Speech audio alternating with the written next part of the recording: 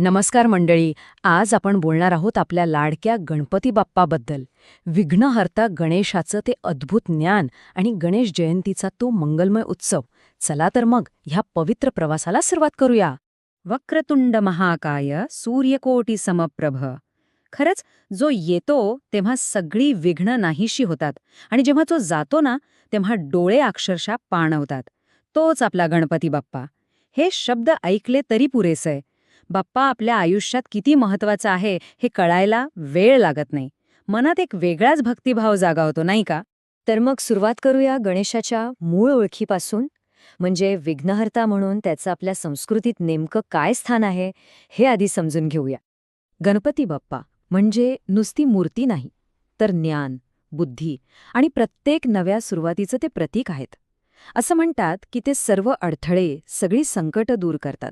आणि म्हणूनच बघा, भारतात कुठलंही शुभकार्य असो, त्याची सुरुवात बाप्पाच्या आराधनेशिवाय अपूर्णच मानली जाते.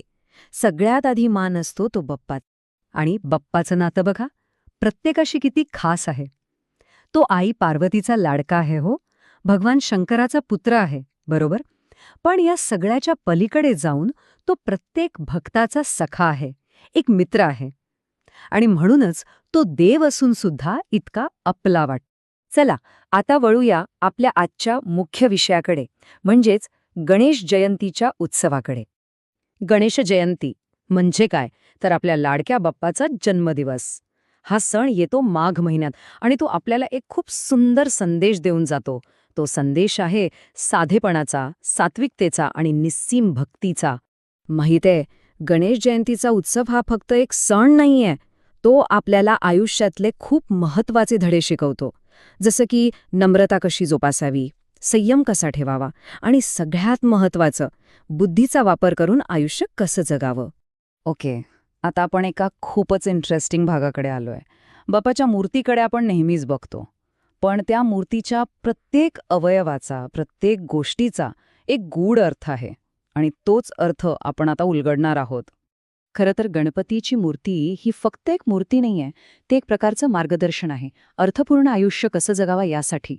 असं समजा की ते जीवन शिक्षणाचं एक जिवंत पुस्तकच आपल्यासमोर आहे. सुरुवात करूया कानांपासून. गणपतीचे ते मोठे कान काय सांगतात माहितीये? ते सांगतात, बाबांनो, कमी बोला आणि जास्त ऐका.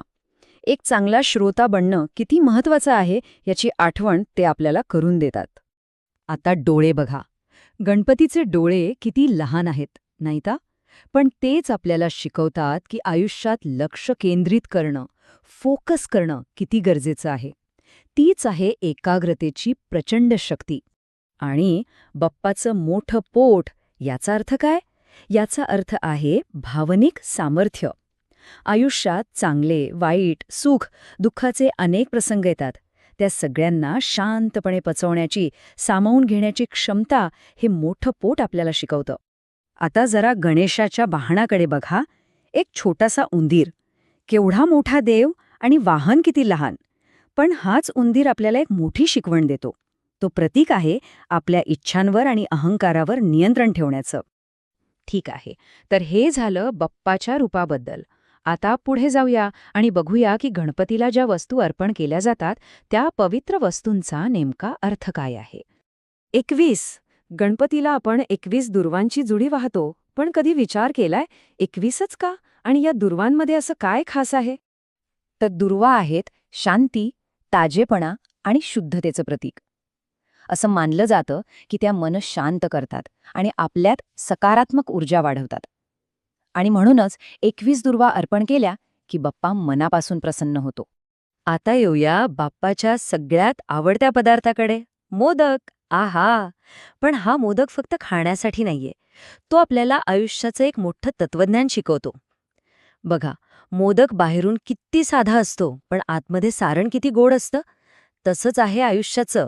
आव्हानं सुरुवातीला कठीण वाटतात, पण जर संयम ठेवला ना तर त्याचं फळ नेहमीच गोड मिळतं. आणि जास्वंदाचं फूल, ते लाल भडक फूल, हा लाल रंग म्हणजे ऊर्जा आणि शक्ती. असं म्हणतात की हे फूल बाप्पाला अर्पण केल्याने आयुष्यातले अडथळे दूर होतात आणि आपली इच्छाशक्ती, आपली श्रद्धा आणखी मजबूत होते. त्या बाप्पाचं रूप, त्याला अर्पण होणाऱ्या वस्तू, या सगळ्या प्रतीकांमधून आपल्याला खूप काही शिकायला मिळालं. आता ह्या सगळ्याचा सार काय हे आपण थोडक्यात पाहूया.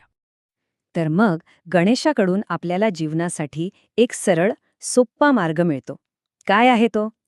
अहंकार सोडून द्या, नेहमी नम्र रहा, आपल्या बुद्धीचा योग्य वापर करा आणि सगळ्यात महत्त्वाचं, कोणतीही अडचण आली तरी धैर्याने तिला सामोरे जा. बरं, हा सगळा उलगडा ऐकल्यावर एक प्रश्न मनात नक्कीच येतो. आपल्या प्रत्येकाच्या आयुष्यात काही ना काही आव्हानं येणारच आहेत, हो ना?